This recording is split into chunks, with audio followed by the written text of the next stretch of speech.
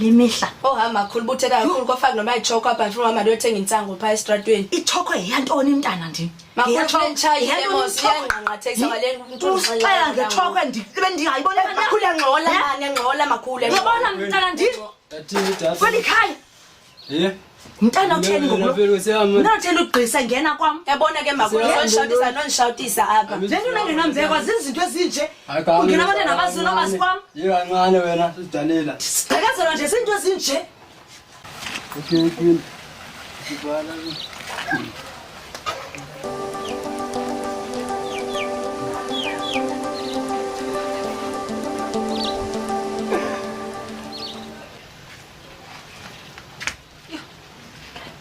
bona bantwana bethu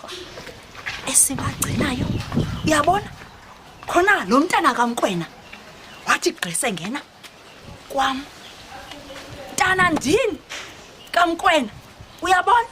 ndizawukhe ndidibana noyihlo wakho uzakho ndive kakuhle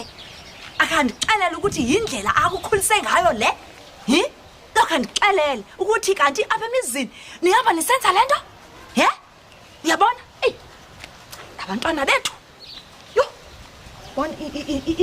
indenzela into engayaziyo lento into ovela isuka kwenzeka imbeko engekhoyo kwam vele kusuka kuthanda kuba ijentesi abantwana bethu abanami khona inkukhu zona zisaphelele bangahle nazo sebazigqiba neenkukhu ezizam akusekho kwamfuno